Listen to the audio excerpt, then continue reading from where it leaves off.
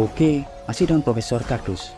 Jika Anda seorang ilmuwan yang bekerja dalam bidang fisika energi tinggi, seperti halnya fisika partikel dan fisika nuklir, pasti dalam keseharian Anda akan berkutat dengan perangkat yang disebut sebagai akselerator dan penumbuk partikel.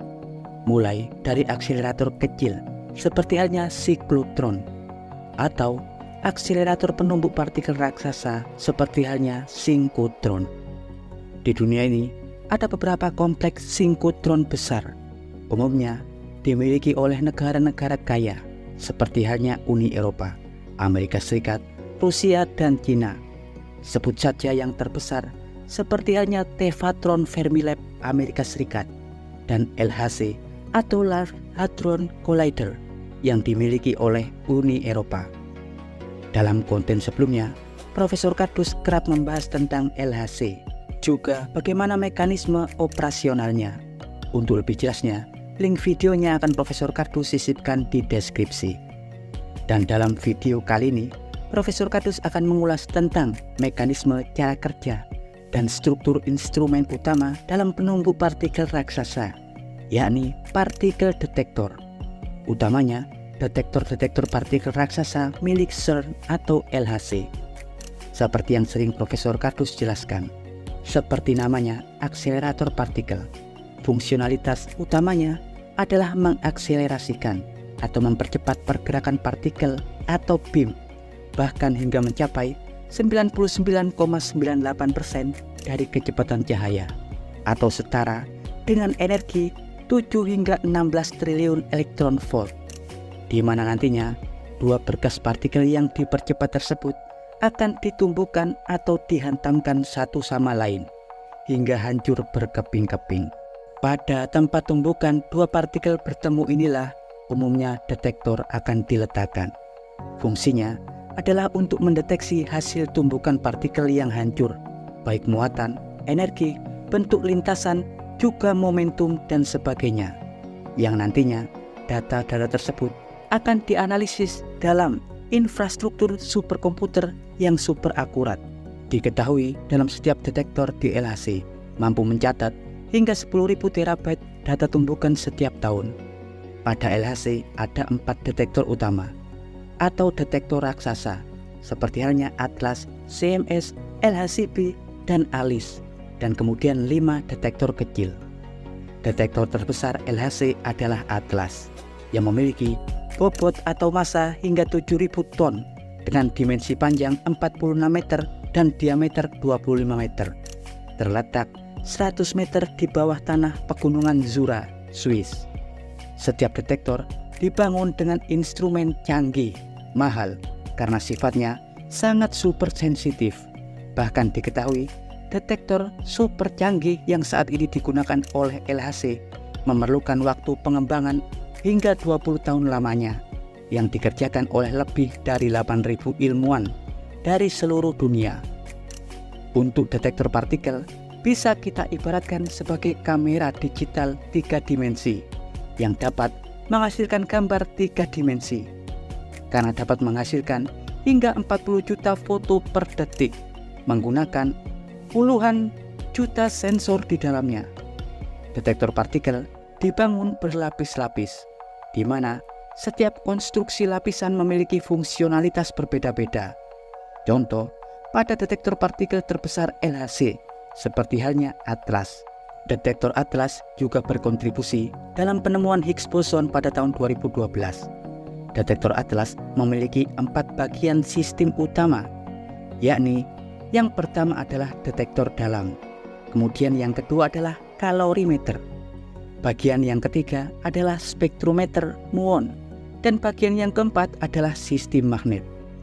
Bagian pertama atau detektor dalam merupakan lapisan bagian dalam, dimulai dari beberapa sentimeter tempat lintasan partikel hingga memanjang dengan ketebalan 1,2 meter dengan panjang 6,12 meter. Fungsi utamanya adalah melacak partikel bermuatan dengan cara mendeteksi interaksinya dalam material melalui titik-titik dan diskrit. Detektor dalam dapat mengungkap informasi tentang partikel yang menyentuhnya melalui perilaku lintasan dan momentumnya. Detektor dalam memiliki 3 subbagian utama. Yang pertama adalah medan magnet solenoida superkonduktor yang mengelilingi seluruh bagian detektor dalam. Keberadaan medan magnet super kuat di mana medan magnet ini sekitar 100.000 kali lebih kuat daripada medan magnet bumi, dapat membantu mengidentifikasi muatan, karena dengan adanya medan magnet ini, saat partikel bertumbuk dan hancur, partikel-partikel yang bermuatan positif dan negatif akan berbelok ke arah berlawanan dalam medan magnet yang sama. Mekanisme ini dapat memungkinkan kita untuk mengukur, menentukan momentum partikel. Keadaan momentum sangat tinggi, pembelokannya akan tampak lebih besar daripada partikel dengan momentum rendah. Bagian detektor dalam lainnya adalah detektor piksel yang berisi 4 lapisan konsentris dan 3 cakram dengan 1744 modul yang masing-masing berukuran 2 x 6 cm. Piksel detektor terbuat dan dilapisi oleh silikon setebal 250 mikrometer. Setiap modul berisi 16 chip detektor. Detektor piksel berfungsi untuk memproyeksikan lintasan partikel yang nantinya dapat diwujudkan menjadi gambar 2 dimensi dan 3 dimensi.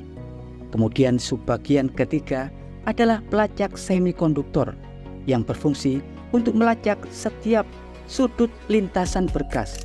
Kemudian pelacak radiasi transisi yang berfungsi untuk menganalisis indeks bias dan transisi pada setiap hamburan partikel. Kemudian bagian detektor yang kedua adalah kalorimeter yang terletak di atas lapisan solenoida bagian dalam. Fungsi utamanya untuk mengukur tingkat energi dari setiap partikel yang menyentuh detektor kalorimeter tersebut.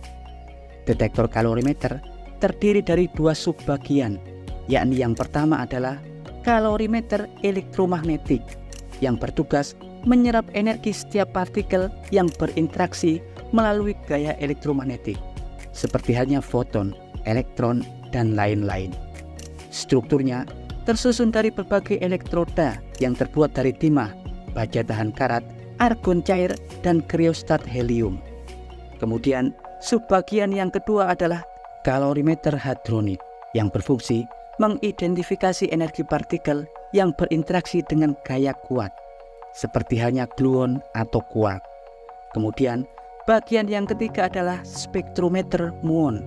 Bagian ini adalah bagian yang terbesar yang tersusun dari 3 magnet toroidal raksasa dengan fungsi spesifik untuk mendeteksi setiap interaksi muon, baik lintasan, momentum, energi, dan muatannya. Berada pada lapisan terluar atau terjauh dari lintasan pusat. Setiap muon yang tercipta pasti akan terlempar dan tertarik ke arah detektor ini. Ketika muon melewati detektor, detektor akan menghasilkan elektron yang akan melayang dan akan menghasilkan sinyal. Dan bagian yang terakhir adalah sistem magnet yang terdiri dari magnet solenoida sentral, magnet toroidal, dan magnet laras toroidal, dan juga neodymium superkonduktor. Seluruh jenis magnet ini terintegrasi dalam setiap lapisan di dalam detektor. Ya, setiap partikel yang dihasilkan saat tumbukan berusia sangatlah singkat sebelum kemudian membusuk lalu sirna. Umumnya tak sampai 1 detik.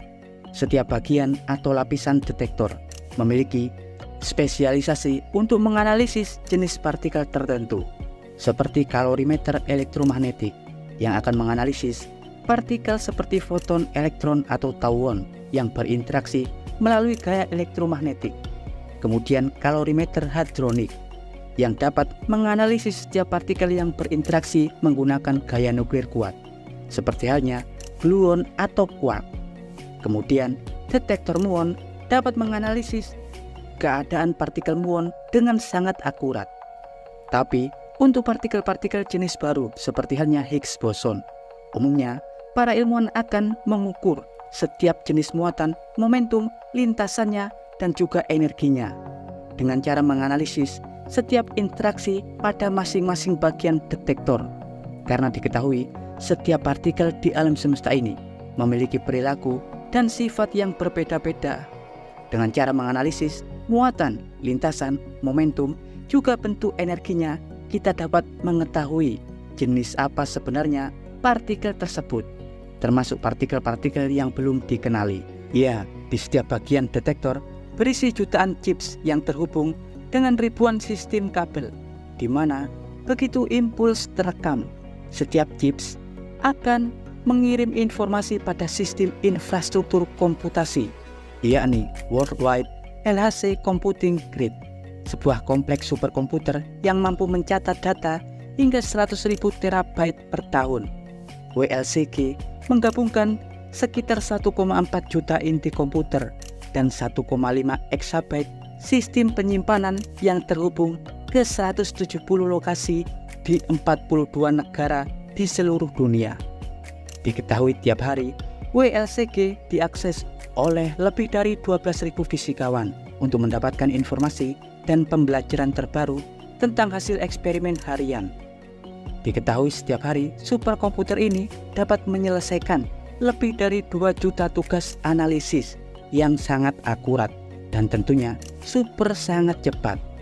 Ya, dan berikut informasi singkat dari Profesor Kardus tentang bagaimana mekanisme detektor LHC, terutama detektor Atlas, bekerja. Jangan lupa like, subscribe, dan tekan tombol lonceng di channel Profesor Kardus. Tak berijazah, tapi genius.